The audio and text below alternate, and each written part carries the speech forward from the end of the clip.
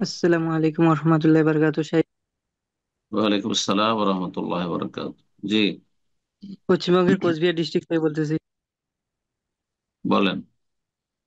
সাহেব বলতেছি, দুইটা হিন্দু বোন আছে না, ওরা ছয় হুম। বছর আগে ইসলাম ধর্ম গ্রহণ করেছে গোপনে। হুম। তো বর্তমান তো ওদের বাড়ি থেকে আর কি চাপ দিচ্ছে বিয়ের জন্য। তো এখন ওরা কি বাড়ি থেকে বের হয়ে যেতে যাচ্ছে, 23 তারিখে মনে হয় বের হবে এরকম।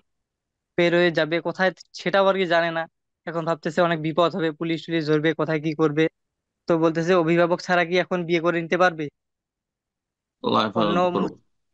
মুসলিম কাজীর কাছে, মুসলিম কাজী যারা রেজিস্টার্ড আছে তারাই অধিকার রাখে, তাদের যেহেতু রেজিস্ট্রেশন আছে বিয়ে পড়াবার, তাদের কাছে গিয়ে বিয়ে পড়েন, অথবা উকিল, আদালতে যে উকিল রয়েছে তাদের কাছে গিয়ে অ্যাফিডেভিট করে বিয়ে পড়াতে পারবে। জি, মুসলিম যেসব লয়ার রয়েছে তাদের মাধ্যমে।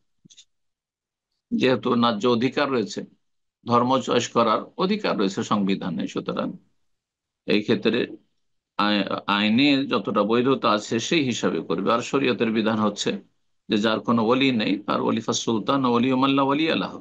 যেসব মেয়েদের কোনো অভিভাবক নেই, বাবা কাফের অথবা নেই, ভাই কাফের অথবা নেই, আহ, তাহলে সুলতান ওলি মাল্লা, সুলতান শাসকের প্রতিনিধি হচ্ছে রেজিস্ট্রার্ড কাজী, যাদেরকে বিয়ে পড়াবার আহ দায়িত্ব দেওয়া হয়েছে, তারা এই বিয়েগুলি পড়িয়ে দিতে পারবে। জি, আল্লাহ হেফাজত করো মুসলিম ভাই বোন।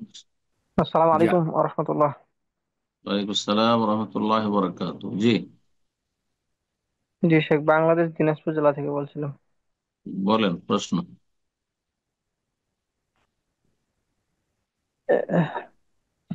শেখ, ফরজ সালাতের পর আয়াতুল কুরসি ও সকাল সন্ধ্যা সাইদুল ইস্তেগফার পড়ার যে ফজিলত রয়েছে, তা কত সময় পর্যন্ত সীমাবদ্ধ থাকে? এবং ফরজ সালাতের পর সকাল সন্ধ্যা সূরা নাস, ফালাক, ইখলাস পড়ে শরীরের সকল জায়গায় হাত বুলানো কি সুন্নাহ, বা এর ফজিলত রয়েছে কি, জানাবেন ইনশাআল্লাহ। ফরজ জাযাকাল্লাহু খাইরান। সালাতের জিকির হয়, ফরজ সালাতের জিকির হলে ফরজ সালাতের পরেই করতে হবে মজলিসে বসে, অথবা কাজ থাকলে হাঁটতে হাঁটতে করে নেন, কিন্তু ফরজ সালাতের পর যদি সুন্নত পড়ে নেন তারপর আর জিকিরের সময় নেই। বোঝা গেছে না? আয়াতুল কুরসি পড়ার সময় নেই যে ফরজের সাথে সাথে সুন্নত পড়ে নিলেন আর পরে তখন জিকির আজকার করছেন ফরজ সালাতের, না, এটা হবে না। তবে কাজ থাকলে আপনি উঠে গেছেন, ফরজ সালাত পড়ার পরে হাঁটছেন বা গাড়ি চালাচ্ছেন, আর তারপরে বা গাড়িতে বসে আছেন, তারপরে জিকির আজকার করছেন, তাও চলতে পারে। এক কথায় ফরজ সালাতের সাথে সম্পৃক্ত থাকতে হবে, রিলেটেড হইতে হবে।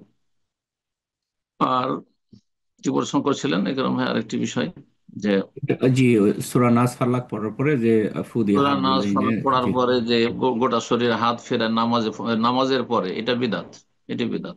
ঘুমাবার আগে সুন্নাত। আর মসজিদে অনেক লোকদেরকে দেখা যায় আমাদের হানাফি ভাইদের যে মাথা থেকে শুরু করে গোটা হাত পায়ে পায়ে হাত হাত বুলাই, ওই সব সূরা পড়ে বা যে কিছু পড়েই করুক না কেন, হ্যাঁ, এটি বেদাত, জায়েজ নয়, গুনার কাজ।